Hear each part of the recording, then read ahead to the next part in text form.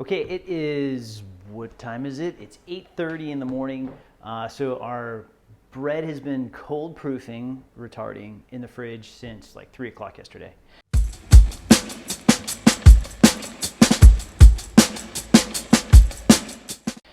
And now it's time to bake it. Before we can bake it, you gotta have your cast iron pot and lid preheated at 450. Mine has been doing that. It's hot, it's ready to go. What else do we need? Paper. We need to line our cast iron with a disc of paper, and that's what we're going to flip our dough out on to make it easier to get it in and to get it out. So we need to make a circle out of this thing, and to do that we're going to make a triangle. This is like, you know, making a snowflake in elementary school, right? So we're going to fold it in half so we end up with a triangle, and now the folded side is going to become our center point. And we're going to fold it into a smaller triangle, maintain that same point, and we'll make it into a smaller and smaller triangle, and maybe one more right here, one more fold. And you could have done this while your pot was cool, and you could have measured from the center so you have like the perfect size triangle that just fits right in it. But I'm just going to eyeball it. It's going to be something like that. Look at that. We've got a circle. And what else do we need? A little pastry brush and then a razor blade for scoring. And this is like a really cool reason to do too, right here, the scoring. So if you do just one loaf of bread and you score it, you've only gotten to score it one time. You've practiced this once. When you do two, you do the first one, and then when the second one comes out to be scored, you can make whatever micro adjustments were, you know, you can make improvements from what you did the first time. Because remember, you're going to score the first one, you're going to bake it before you get to the second one, so you're going to see the result of the score mark you made. So there's room for improvement. So you get twice as much practice making two. Two is make 2 loaves of bread. All right, let's get our dough out of the fridge.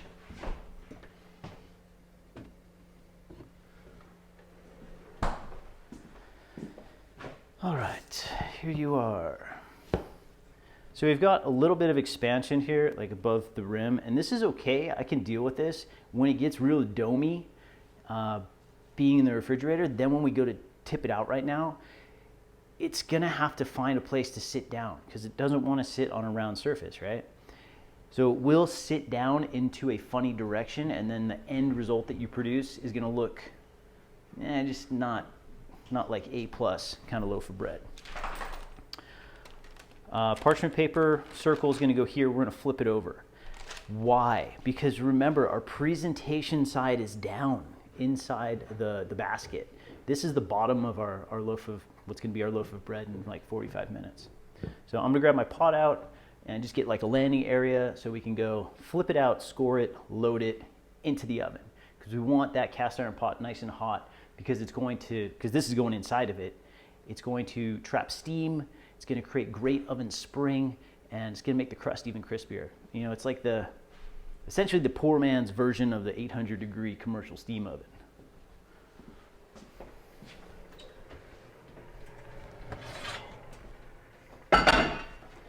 Close your oven. Keep your oven hot. Close the door.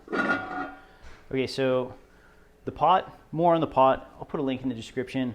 The lid of my pot I'm actually going to use as the bottom, and then the deep side is going to be my lid, because it's easier to load into this little shallow skillet lid than it is to load into the deep pot.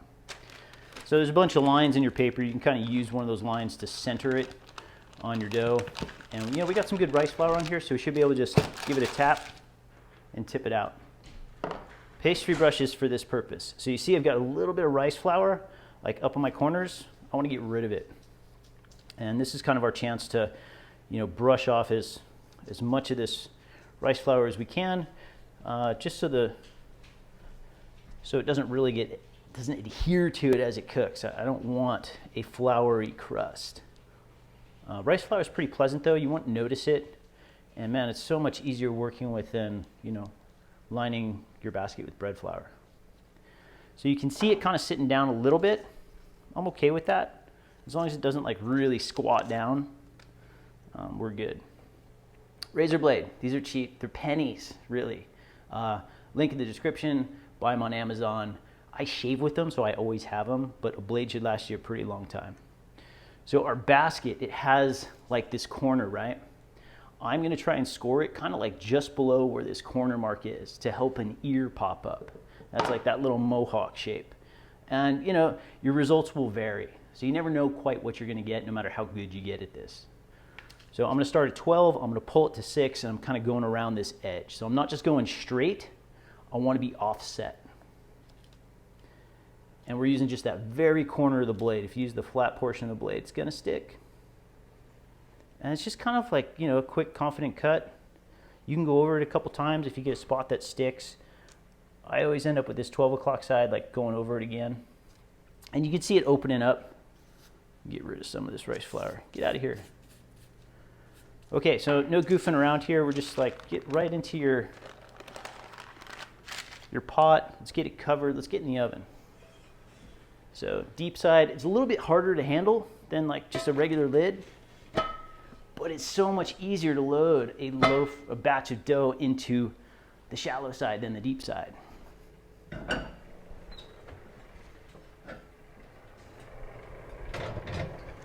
And I'm just right in the middle of the oven with this. I'm gonna set a timer for 45 minutes.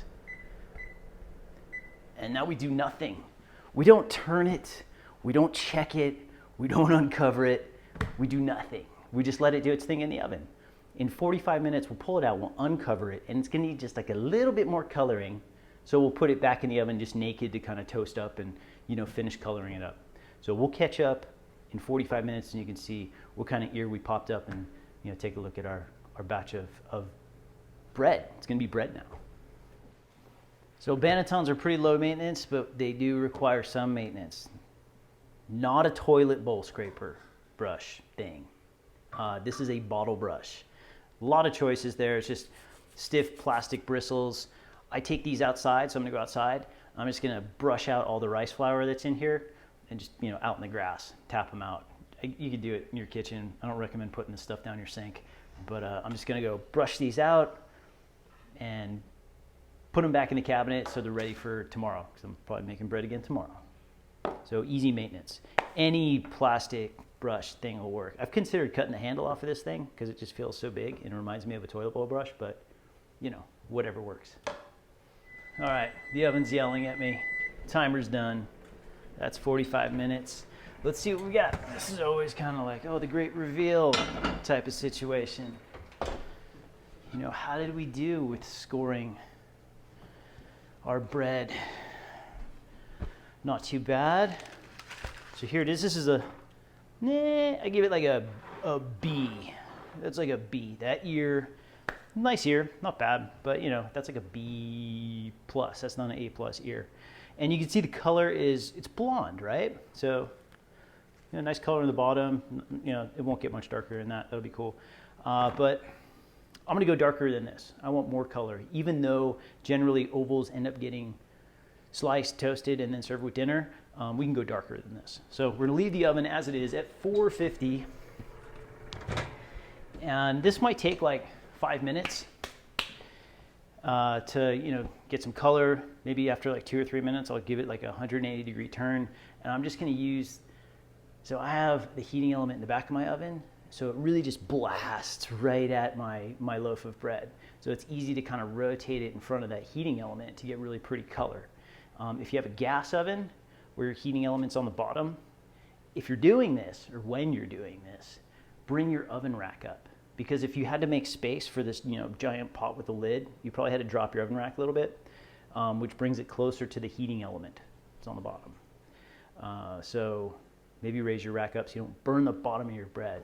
Another thing to consider when you're actually putting your pot in, how high in your gas oven can you get it away from that heating element so it's not so close to the heat and, you know, risking burning the bottom of your bread.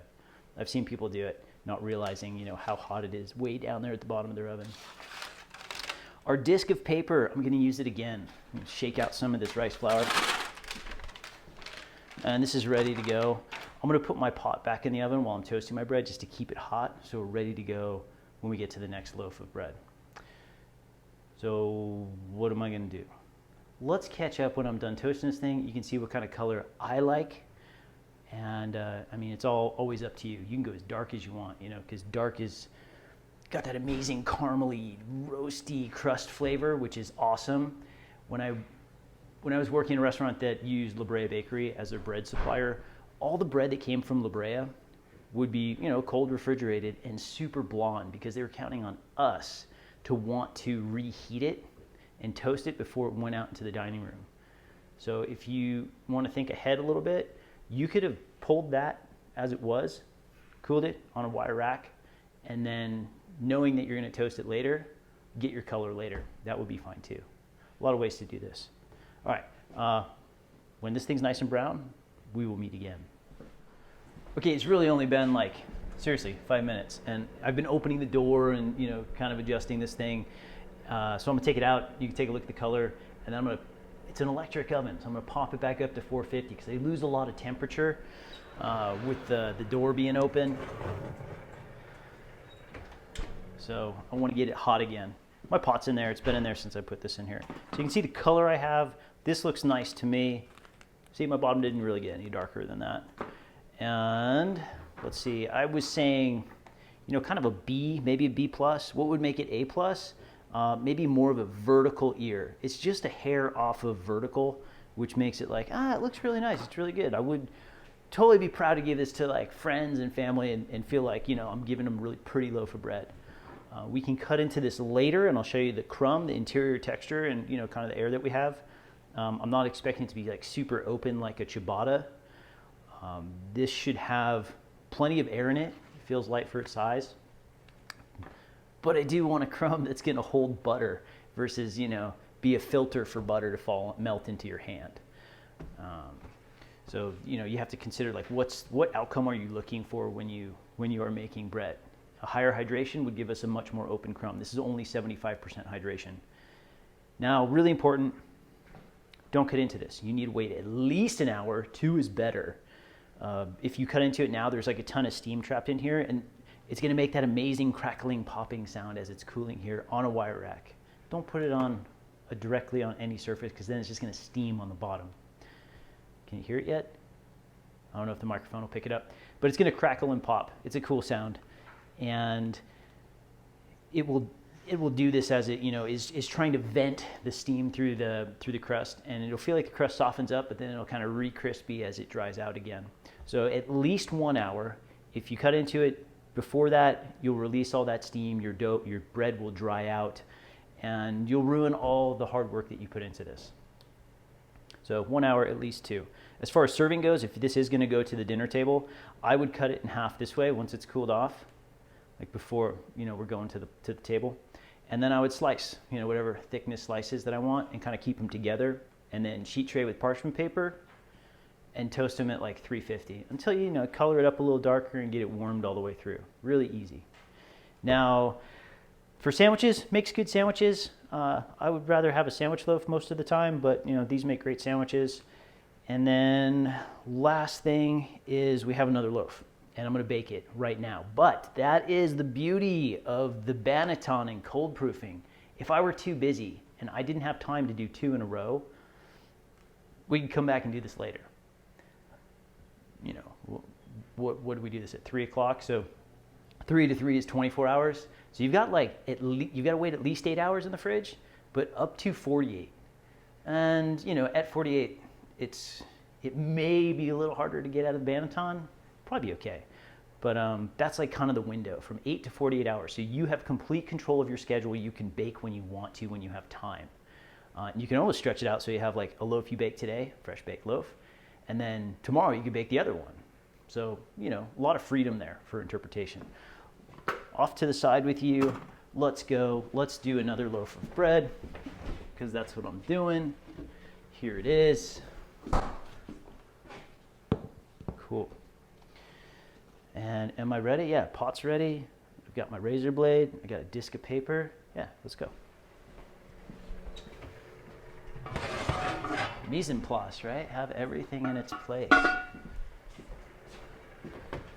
Boom. Bring you back up to a ripping hot 450. Yeah, it says it's down at 412. So you lose a lot of temperature opening and closing your oven. Okay, get my paper centered.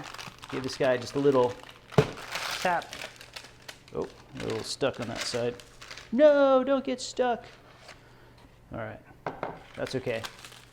I guess I was a little low with my rice flour there. So I got a big chunk here. Let's get rid of that. A big chunk over here. And the chunks usually kind of fill in a lot of the time where there's like an air pocket and kind of settle into them. So that's why, you know, I'm not afraid to pop those air pockets around the surface before I load it in a Banneton. I want to prevent it from sticking and make sure I don't end up with any hollow spots when I bake it, like on the surface, like right under the crust. Come here, razor blade. Okay, so here we go. You get two tries here to get a better ear than the first one. So we're using the corner. We're going from 12 to 6, kind of offset on that corner edge that the Banneton created. And I don't really like this 12 o'clock side. I like this one better. So I'm gonna turn it around. It just seems a little flat, like kind of on that side, just the way it got stuck to the Banneton. So adjust as needed. Score the side that looks like it's gonna pop open the best. And as far as angle goes, we're not going like a vertical cut. It's gonna be a little offset, you know, the angle of the blade here.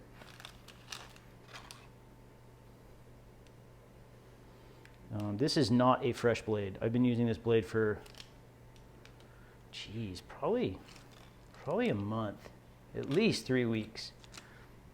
And I'm gonna give this just a little help. I'm gonna give it like a little extra cut right under the lip here. See if I can get it to pop up a little bigger.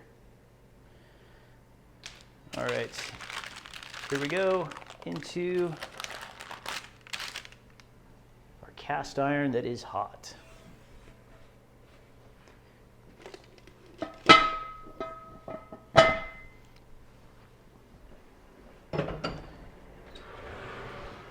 And here we go, 45 minutes later, we'll take a look at this guy and see what we've produced the second time around. See if the adjustment that I made to, you know, how I scored it made an improvement in kind of the ear that we're able to get to flip up here.